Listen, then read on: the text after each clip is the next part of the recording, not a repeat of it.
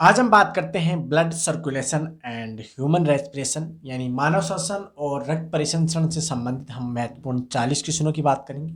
सबसे पहले क्वेश्चन आपको सामने दिख रहा होगा। पहले क्वेश्चन की बात करते हैं तो पहला क्वेश्चन क्या कहता है, मानव हृदय की उत्पत्ति होती है।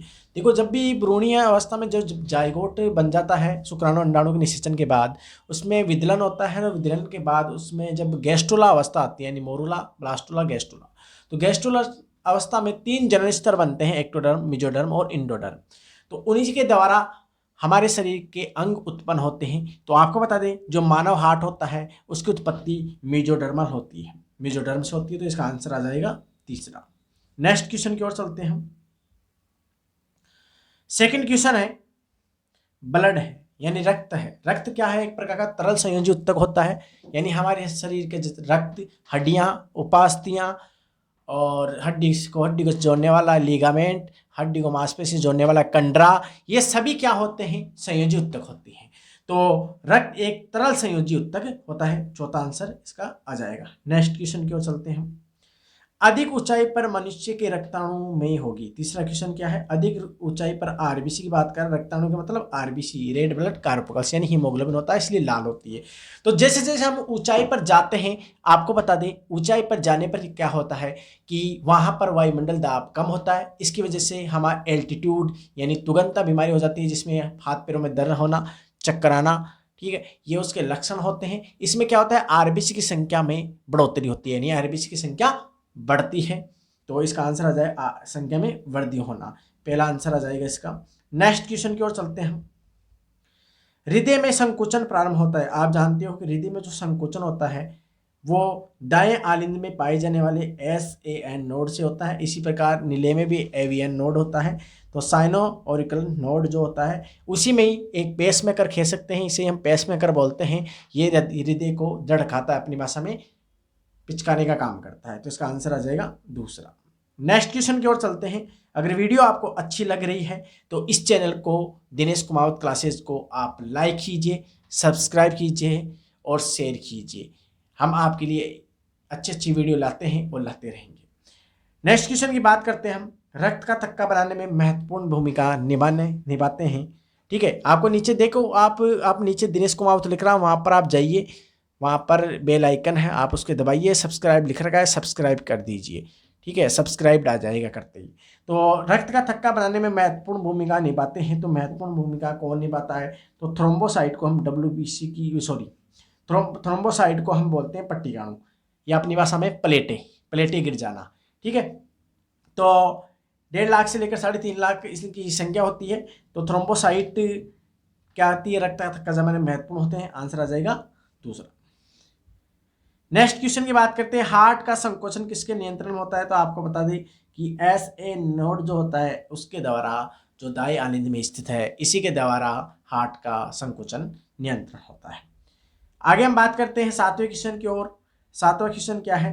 रुधिर स्कंदन के लिए आवश्यक आयन होता है। रुधिर स्कंदन मतलब थक्का जमना, ब्लड क्लॉटिंग होना। इसमें आप जानते हो कैल्शियम आयन महत्वपूर्ण होता है। चौथा आंसर आ जाएगा। इसका हमने अलग से वीडियो भी बना रखा है कि ब्लड क्लॉटिंग कैसे होती है, रक्त का थक्का कैसे जमता है। इसका एक वीडियो बना रखे हैं, आप देख सकते हैं चैनल पर जाकर। चैनल पर अगर आपको जाना नहीं आता है तो नीचे दिनेश कुमावत लिख रहा है, आप जा सकते हैं उस पर क्लिक करके। लस्सी का कार्य करता है। तो आप जानते हो जिस प्रकार शिराधम नामक का एक तंत्र होता है, इसी प्रकार लिम्फ पाया जाता है, लस्सी का पाया जाता है, और उसी में रुधिर को अंतरालित तरल वापस करने का इसका कार्य होता है। 8वें का आ जाएगा चौथा आंसर। नेक्स्ट क्वेश्चन की ओर चलते हैं हम। स्वस्थ मनुष्य का रक्तचाप यानी रक्त दाब सामान्य होता है। तो आप जानते हो 120 से 80 होता है। ठीक है, यानी सिस्टोल और डायस्टोल होता है। ठीक है, सिस्टोल का मतलब होता है संकुचन और डायस्टोल का मतलब शीतलन। ठीक है, तो ये हो गया 120 और 80 mmHg, क्योंकि वो रक्तचाप मापी यानी स्पाइगमोमीटर द्वारा मापते हैं, तो उसमें पारा ऊपर नीचे जाता है। तो हम एक कहावत भी बनी हुई है, पारा चढ़ना पारा उतरना। ठीक है, यानी BP बढ़ना BP कम होना। 10वें क्वेश्चन की हम बात करते हैं। ग्लोबुलिन होता है। तो ग्लोबुलिन आपको बता दूं, ये प्लाज्मा प्रोटीन होता है, यानी रक्त के 2 भाग होते हैं। एक रक्त हो गया ना, इसके 2 भाग होते हैं, एक तो होता है प्लाज्मा, ठीक है, और एक होता है ब्लड कणिका है, जिसमें WBC, RBC और थ्रोम्बोसाइट होते हैं। तो प्लाज्मा में पाया जाता है प्लाज्मा प्रोटीन। 3 प्रकार के प्रोटीन दे रखे हैं NCERT के अकॉर्डिंग, जिसमें ग्लोबुलिन है, एल्बुमिन है और फाइब्रिनोजन है। तो ग्लोबिन प्रतिरक्षा से संबंधित होता है। आगे हम बात करते हैं 11वां क्वेश्चन क्या कहता है। 11वां क्वेश्चन कहता है वायु ग्रहण करते समय तनुपट यानी डायफ्राम। तो आप जानते हैं फेफड़ों के नीचे श्वसन क्रिया में सहायता करने वाला डायफ्राम होता है, ये चपटा हो जाता है वायु ग्रहण करते हैं, यानी जब अंदर हवा जाती है अपनी भाषा में तो ये चपटा हो जाता है। तो आंसर आ जाएगा चौथा। निःश्वसन में होता है, निःश्वसन का मतलब जब CO2 बाहर निकलती है नाक के द्वारा तो फेफड़े क्या है सामान्य अवस्था में आते हैं। तो इसमें क्या होता है तनुपटम बाह्य आंतरिक पेशियां जो होते हैं वो शिथिल हो जाती है, सामान्य अवस्था में आ जाती है। दूसरा इसका आंसर आ जाएगा। ठीक है, आगे हम चलते हैं 13वें क्वेश्चन की ओर, बने रहे हमारे साथ। यदि लाल रक्त कणिकाओं को आशुद्ध जल में रखा जाए तो यह प्रदर्शित करता है। लाल रक्त कणिकाएं जो होती है आरबीसी को अगर इन्हें हम शुद्ध जल डिस्टिल वाटर जिसे आशुद्ध जल बोलते हैं उसके अंदर रख दे तो ये क्या हिमोलिसिस हो जाएगी, टूट जाएगी। इसका आंसर आ जाएगा चौथा। नेक्स्ट क्वेश्चन की ओर चलते हैं हम। नेक्स्ट क्वेश्चन क्या है, 14वां क्वेश्चन है सामान्य मनुष्य में विश्राम अवस्था में जवारी आयतन। देखो आयतन से संबंधित श्वसन वाला एक चैप्टर दे रखा है, नीट वाले बंदे हो तो आप अच्छी तरह समझ रहे होंगे या जेट वाले हो तो उसमें क्या है सवारी आयतन जो होता है सामान्य श्वसन में जितनी ऑक्सीजन होती है वो लेते हैं या छोड़ते हैं वो होती है 500 ml। यहाँ लीटर में दे रखा है तो 0.5 लीटर आंसर आ जाएगा इसका। तो इसका आंसर आ जाएगा तीसरा। नेक्स्ट क्वेश्चन की ओर बात करते हैं हम। फेफड़ों में श्वास नली की शाखा का अंतिम, आप जानते हो जो हमारे फेफड़े होते हैं इन फेफड़ों में हमारे पे छाती की बात करें सीने की उसमें ट्रेकिया हो गया, सांस नली, फिर श्वसनी, प्राथमिक द्वितीयक तृतीयक और फिर श्वसनिकाएं ब्रेंकियोल्स और उसके लास्ट में गुब्बारे जैसी संरचना होती हैं जहाँ पर गैसों का आदान प्रदान होता है, उन्हें हम वायु कोष्ठ या कोपिकाएं या एल्वुलाई बोलते हैं। आंसर आ जाएगा दूसरा। नेक्स्ट क्वेश्चन की बात करते हैं हम। उच्च श्वसन के समय सीटी की आवाज आना कौन से रोग की पहचान है। जब श्वास बाहर जाता है तो उस समय एक रोग हो जाता है जिसे हम अस्थमा या दमा बोलते हैं। तो इस रोग में क्या निःश्वसन यानी सांस जब बाहर जाता है तो सीटी आवाज आती है सी, है ना। तो उसी का इसका आंसर आ जाएगा दूसरा अस्थमा या दमा। अब है खानों या कारखानों में काम करने वाले जो श्रमिक होते हैं कौन से रोग, आप जानते हैं काफ़ी डस्ट उड़ती है खानों में कारखानों में तो इसमें सिलिका पाई जाती है, सिलिकन तत्व होता है। तो सिलिकोसिस इस रोग का नाम है जिससे फेफड़े खराब हो जाते हैं। श्वसन मास्क लगाए और पानी का यूज करते हैं। आगे हम बात करते हैं, चौथा आंसर इसका हो गया। 18वें क्वेश्चन की बात करें फेफड़ों की जो कुल क्षमता होती है वो 5800 ml होती है। तीसरा आंसर आ जाएगा। ठीक है, ये आप श्वसन वाले चैप्टर में देख सकते हैं 5800 ml। एंटीबॉडीज की बात करें तो एंटीबॉडीज को प्रतिरक्षी बोलते हैं। हम क्या बोलते हैं बच्चों, प्रतिरक्षी बोलते हैं। तो प्रतिरक्षी की बात करें हम, ठीक है, जो रोगाणु से लड़ती है तो इसका निर्माण की बात करें तो ये एक प्रकार की एंटीबॉडीज गामा ग्लोबिन प्रोटीन होती है। इसका आंसर पहला जाएगा। 20 की बात करें तो बी रुधिर वर्ग के व्यक्ति कौन सा रुधिर दिया जा सकता है। तो बी वाले आप जानते हो बी को देखो ओ तो सर्वदाता होता है तो ये तो आएगा बी को तो दे सकता है ना। इसका आंसर दूसरा जाएगा। ठीक है, 20वें का दूसरा। नेक्स्ट क्वेश्चन की बात करते हैं इंटरफेरॉन प्रोटीन होती है जो एंटीवायरस प्रोटीन है एक प्रकार की। तो इसका आंसर आ जाएगा पहला। एनसीईआरटी में साफ साफ लिख रखा है, ये तो मानव रोग वाला है जिसमें इम्यूनोलॉजी वाले टॉपिक में इम्यून सिस्टम है उसमें दे रखा है इसको। 22वें क्वेश्चन की बात करते हैं। मानव में धमनीय रक्तचाप होता है, वो वापस क्वेश्चन आ गया। 120 से 180 होता है, 180 क्या 120 80 होता है, इसे याद रखना है। mmHg मरकरी, Hg का मतलब होता है मरकरी। 23वें क्वेश्चन की बात करते हैं हम। समूह ओ के लिए सत्य कथन क्या है। सत्य क्या है इसमें तो आपको बता दें कि जो O होता है सभी को रक्त दे सकता है क्योंकि इसके पास कोई भी एंटीजन नहीं होता है और एंटीजन नहीं होगा तो एंटीबॉडी नहीं बनेगी, पर इसके पास दोनों एंटीबॉडीज होती है। तो सभी को रक्त इसलिए दे सकता है O रक्त समूह क्योंकि इसके पास नहीं होता एंटीजन यानी प्रतिजन नहीं होते हैं। और उसमें भी नेगेटिव वाला ज़्यादा दे सकता है, आपको याद रखना है। तुरंत कोई भी ऑक्सीडेंट तो नेगेटिव वाला दे सकता है क्योंकि नेगेटिव पॉजिटिव नेगेटिव का मतलब होता है RH कारक। ठीक है, तो इसका आंसर क्या आ जाएगा पहला। आगे हम बात करते हैं 24वें क्वेश्चन की। रक्त समूह O तथा AB माता पिता के संतानों का रक्त समूह हो सकता है। तो आप इसे क्रॉस करवा के देख सकते हैं, जैसे O होता है और AB होता है तो इसमें आपके इसके जीनोटाइप होते हैं I0 और इसका IA IB। इनमें हम जब क्रॉस करवाते हैं इसके साथ, इसका इसके साथ और इसका साथ, तो इसमें आंसर आप जानते हो ये आएगा चौथा आंसर आ जाएगा इसका। ठीक है, और क्रॉस करा के देख सकते हैं आप। नेक्स्ट क्वेश्चन की बात करते हैं हम, सबसे बड़ी रक्त कणिका होती है। सबसे बड़ी रक्त कणिका आप जानते हो कि मोनोसाइट को सबसे बड़ी रक्त कणिका कहा जाता है, इसे महाभक्षक के नाम से भी जाना जाता है। पहला आंसर इसमें आ जाएगा महाभक्षक।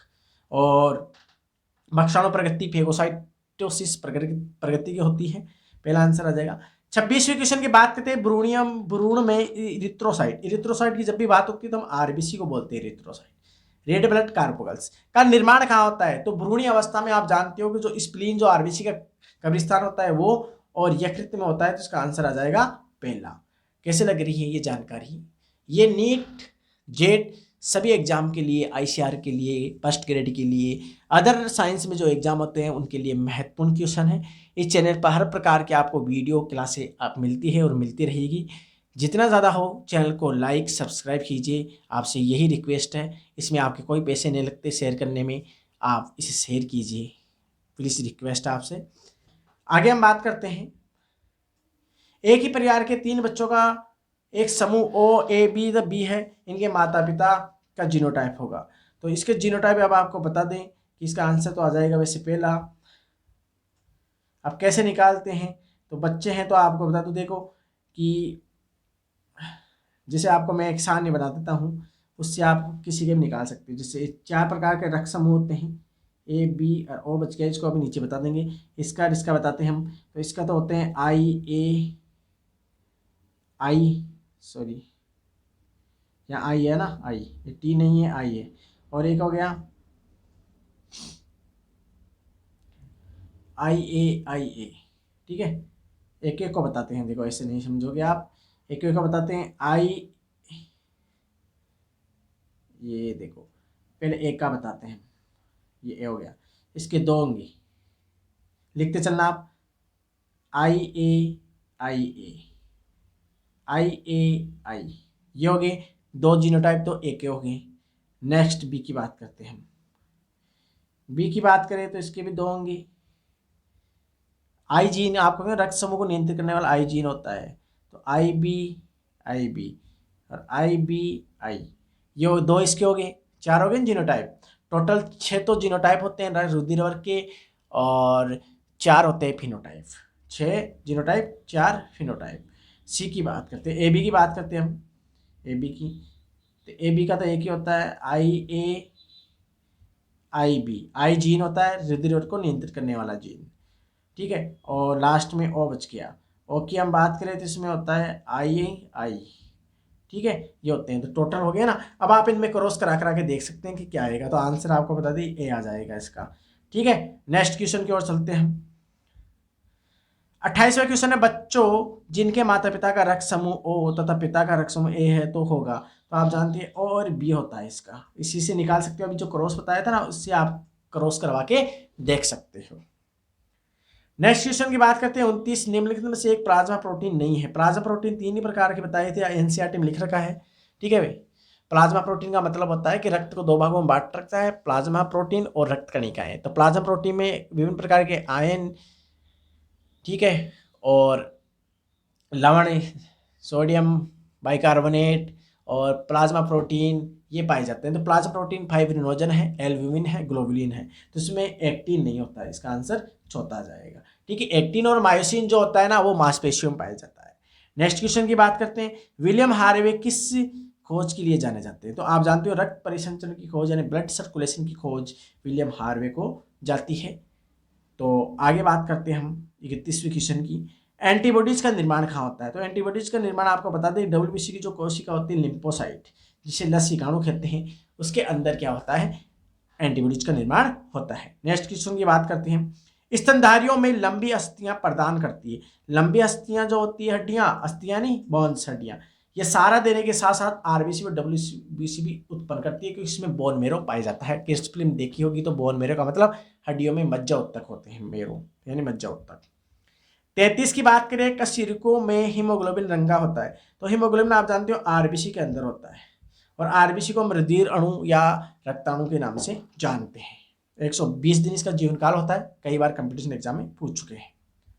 इसी के अंदर हीमोग्लोबिन होता है, जिसकी वजह से रक्त का रंग लाल होता है।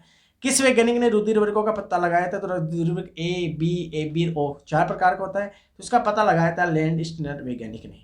इतने महान वैज्ञानिक हुए हैं, इन्हीं की वजह से आज हम साइंस को यूज कर रहे हैं, साइंस के प्रोडक्ट यूज कर रहे हैं, तो सलाम है इन साइंटिस्ट को। 35वें क्वेश्चन की बात करें, केंद्र युक्त आरबीसी पाई जाती है। तो केंद्र आप जानते हो भ्रूणी अवस्था में क्या आरबीसी में केंद्र होता है, फिर परिपक्व अवस्था में नहीं होता है। तो पहला भी सही है, ऊंट में भी होती है, दोनों में होती है, तो तीसरा आंसर आ जाएगा इसका। नेक्स्ट क्वेश्चन की बात करते हैं, लामा में पाई जाती है। इसके अलावा स्तनियों में पलिया की भूमिका निभाता है। पलिया यानी स्प्लीन, जिसे आरबीसी का बुच्चड़खाना, ब्लड बैंक या आरबीसी का कब्रिस्तान कहते हैं, जहां आरबीसी जाकर नष्ट होती है। तो इसका स्तनियों में पलिया की भूमिका महत्वपूर्ण होती है, तो ये हीमोपोएटिक अंग की तरह काम करते हैं। एक प्रकार से भ्रूणी अवस्था में रक्त का निर्माण भी करते हैं, ठीक है, छानने का काम करते हैं एक प्रकार से। रक्त नलिकाओं में रक्त स्कंदन रोकने वाला कारक, आप जानते हो कि हमारी सिरा और धमनियों में रक्त नहीं जमता है। इसका कारण यही कि क्योंकि हिपेरिन पाया जाता है, जो प्रतिस्कंदक पदार्थ होता है, इसी की वजह से रक्त जमता नहीं है, ठीक है, याद हो गया आपको। 38वें क्वेश्चन की बात करते हैं, फेफड़ों की क्रियात्मक इकाई कोशिकाओं को बोलते हैं, जिसे एल्वुलाई के नाम से भी जानते हैं। तो आंसर आ जाएगा कौन सा? तीसरा।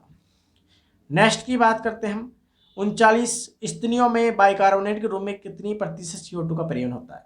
तो बाइकार्बोनेट के रूप में आपको बता दें कि 70% CO2 का परिवहन जो होता है वो बाइकार्बोनेट यानी HCO3- के रूप में होता है, ठीक है।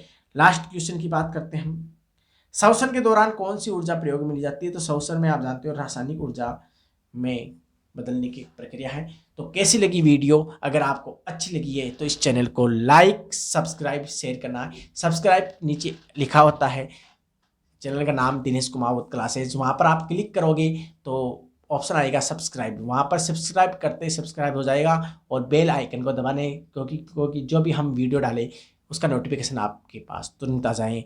तो कैसी लगी जानकारी? मिलेंगे नई वीडियो के साथ। जय हिंद, जय भारत।